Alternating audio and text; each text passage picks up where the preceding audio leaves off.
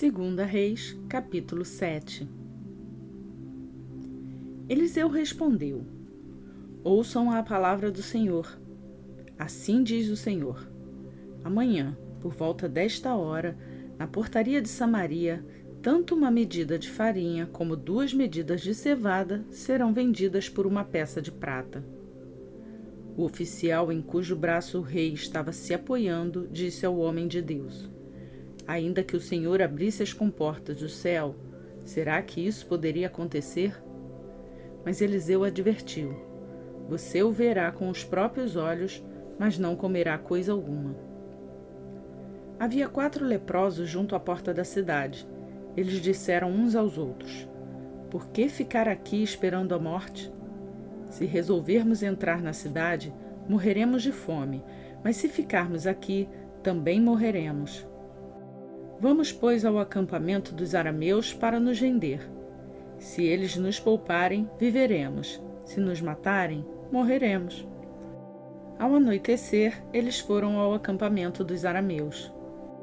Quando chegaram às imediações do acampamento, viram que não havia ninguém ali, pois o Senhor tinha feito os arameus ouvirem o ruído de um grande exército com cavalos e carros de guerra, de modo que disseram uns aos outros: ouçam, o rei de Israel contratou os rebanhos dos hetitas e dos egípcios para nos atacarem. Então, para salvar sua vida, fugiram ao anoitecer, abandonando tendas, cavalos e jumentos, deixando o acampamento como estava. Tendo chegado às imediações do acampamento, os leprosos entraram numa das tendas, comeram e beberam, pegaram prata, ouro e roupas e saíram para esconder tudo. Depois voltaram, entraram noutra tenda, pegaram o que quiseram e esconderam isso também. Então disseram uns aos outros: não estamos agindo certo. Este é um dia de boas notícias e não podemos ficar calados. Se esperarmos até o amanhecer, seremos castigados. Vamos imediatamente contar tudo no palácio do rei. Então foram, chamaram as sentinelas da porta da cidade e lhes contaram: entramos no acampamento arameu e não vimos nem ouvimos ninguém. Havia apenas cavalos e jumentos amarrados e tendas abandonadas. As sentinelas da porta proclamaram a notícia e ela foi anunciada dentro do palácio. O rei se levantou de noite e disse aos seus conselheiros: eu explicarei a vocês o que os arameus planejaram. Como sabem que estamos passando fome, deixaram o acampamento e se esconderam no campo pensando: com certeza eles sairão e então os pegaremos vivos e entraremos na cidade. Um dos seus conselheiros respondeu: manda que alguns homens apanhem 5 dos cavalos que restam na cidade. O destino desses homens será o mesmo de todos os israelitas que ficarem, sim, com toda essa multidão condenada. Por isso vamos enviá-los para descobrir o que aconteceu. Assim que prepararam 2 carros de guerra com seus cavalos, o rei os enviou atrás do exército arameu, ordenando aos condutores: vão e descubram o que aconteceu. Eles seguiram as pegadas do exército até o Jordão e encontraram todo o caminho cheio de roupas e armas que os arameus haviam deixado para trás enquanto fugiam. Os mensageiros voltaram e relataram tudo ao rei. Então o povo saiu e saqueou o acampamento dos arameus.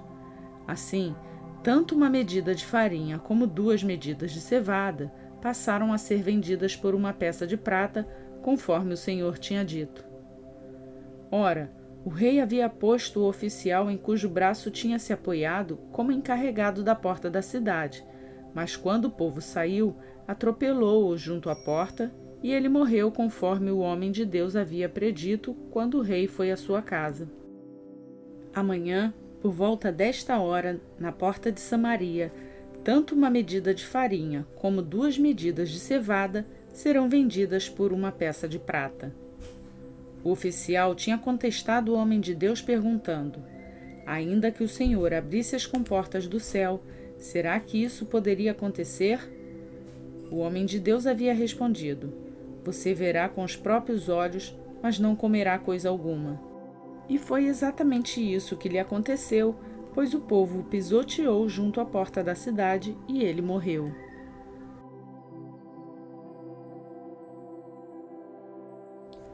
Segunda Reis, capítulo 8. Eliseu tinha prevenido a mãe do menino que ele havia ressuscitado. Saia do país com a sua família e vá morar onde puder, pois o Senhor determinou para esta terra uma fome que durará 7 anos. A mulher seguiu o conselho do homem de Deus, partiu com sua família e passou 7 anos na terra dos filisteus. Ao final dos 7 anos, ela voltou a Israel e fez um apelo ao rei para readquirir sua casa e sua propriedade. O rei estava conversando com Geazi, servo do homem de Deus, e disse: "Conte-me todos os prodígios que Eliseu tem feito."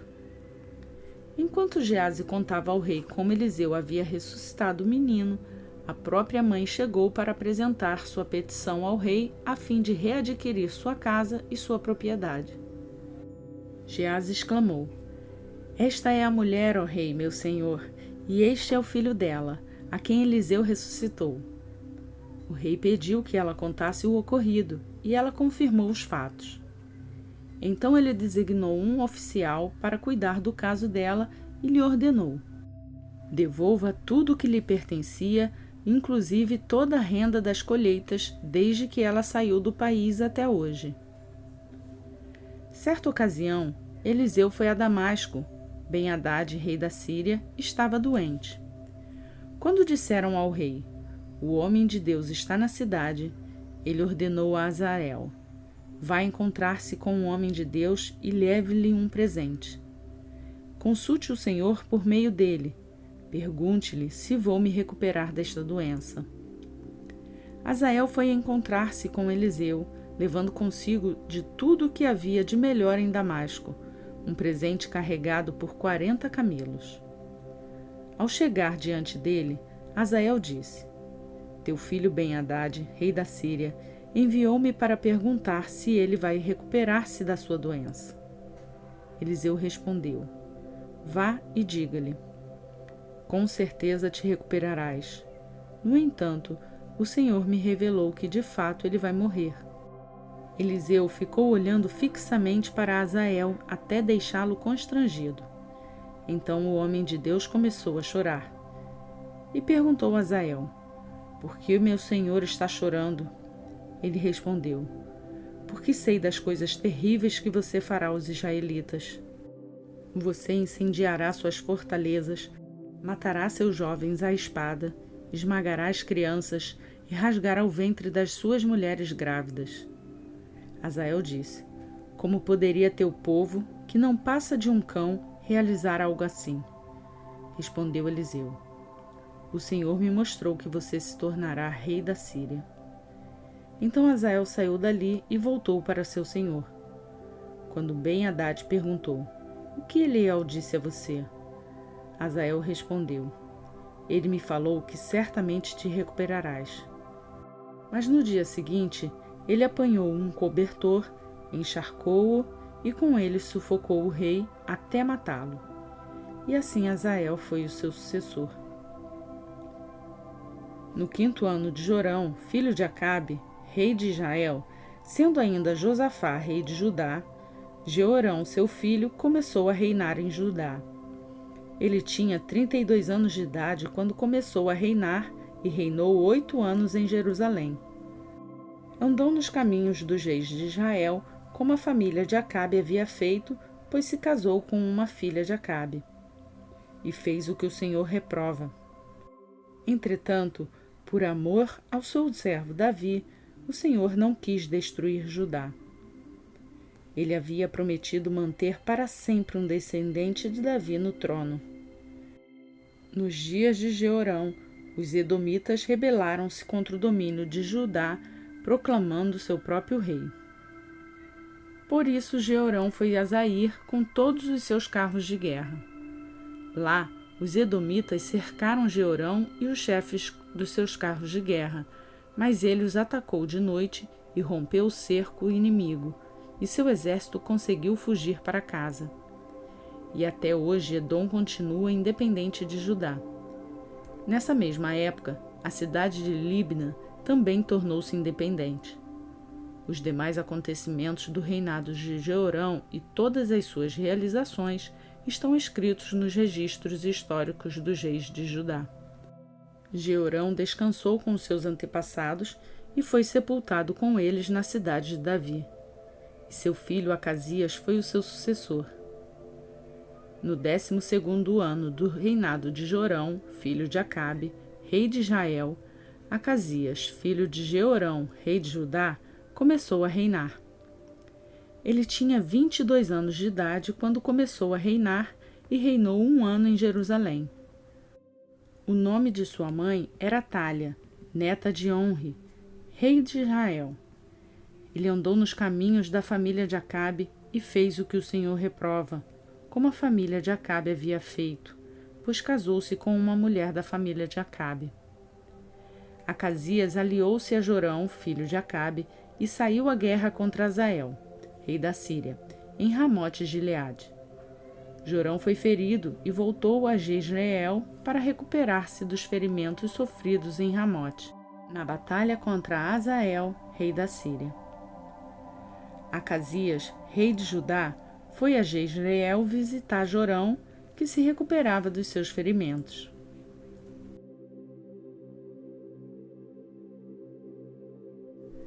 Gálatas, capítulo 3.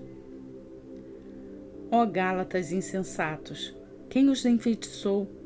Não foi diante dos seus olhos que Jesus foi exposto como crucificado? Gostaria de saber apenas uma coisa. Foi pela prática da lei que vocês receberam o Espírito ou pela fé naquilo que ouviram? Será que vocês são tão insensatos que, tendo começado pelo Espírito, querem agora se aperfeiçoar pelo esforço próprio? Será que foi inútil sofrerem tantas coisas? Será que foi inútil? Aquele que dá o seu Espírito e opera em milagres entre vocês, realiza essas coisas pela prática da lei ou pela fé na qual receberam a palavra. Considerem o exemplo de Abraão. Ele creu em Deus e isso lhe foi creditado como justiça. Estejam certos, portanto, de que os que são da fé é que são filhos de Abraão. Prevendo a Escritura que Deus justificaria os gentios pela fé, anunciou primeiro as boas novas a Abraão. Por meio de você, todas as nações serão abençoadas. Assim, os que são da fé são abençoados com Abraão, um homem de fé. Já os que se apoiam na prática da lei estão debaixo de maldição, pois está escrito: maldito todo aquele que não persiste em praticar todas as coisas escritas no livro da lei. É evidente que diante de Deus ninguém é justificado pela lei, pois o justo viverá pela fé. A lei não é baseada na fé, ao contrário, quem praticar essas coisas, por elas viverá. Cristo nos redimiu da maldição da lei quando se tornou maldição em nosso lugar, pois está escrito: maldito todo aquele que for pendurado num madeiro. Isso para que em Cristo Jesus a bênção de Abraão chegasse também aos gentios, para que recebêssemos a promessa do Espírito mediante a fé. Irmãos, humanamente falando, ninguém poderá anular um testamento depois de ratificado, nem acrescentar-lhe algo. Assim, também as promessas foram feitas a Abraão e ao seu descendente. A Escritura não diz, e os seus descendentes, como se falasse de muitos, mas ao seu descendente, dando a entender que se trata de um só, isto é, Cristo. Quero dizer isso. A lei, que veio 430 anos depois, não anula a aliança previamente estabelecida por Deus, de modo que venha a invalidar a promessa. Pois se a herança depende da lei, já não depende da promessa. Deus, porém, concedeu-a gratuitamente a Abraão mediante promessa. Qual era então o propósito da lei? Foi acrescentada por causa das transgressões, até que viesse o descendente a quem se referia a promessa, e foi promulgada por meio de anjos pela mão de um mediador. Contudo, o mediador representa mais de um. Deus, porém, é um. Então a lei opõe-se às promessas de Deus? De maneira nenhuma, pois se tivesse sido dada uma lei que pudesse conceder vida, certamente a justiça viria da lei. Mas a Escritura encerrou tudo debaixo do pecado, a fim de que a promessa, que é pela fé em Jesus Cristo, fosse dada aos que creem. Antes que viesse essa fé, estávamos sob a custódia da lei, nela encerrados, até que a fé que haveria de vir fosse revelada. Assim, a lei foi o nosso tutor até Cristo, para que fôssemos justificados pela fé. Agora, porém, tendo chegado à fé, já não estamos mais sob o controle do tutor. Todos vocês são filhos de Deus mediante a fé em Cristo Jesus, pois os que em Cristo foram batizados, de Cristo se revestiram. Não há judeu nem grego, escravo nem livre, homem nem mulher, pois todos são um em Cristo Jesus. E se vocês são de Cristo, são descendência de Abraão e herdeiros segundo a promessa.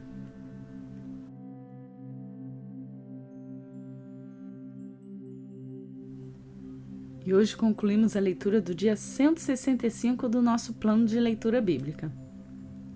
Para você que me acompanha nessa leitura, eu peço aquele like no vídeo. E quem for novo por aqui, se inscreva no canal e ative o sininho.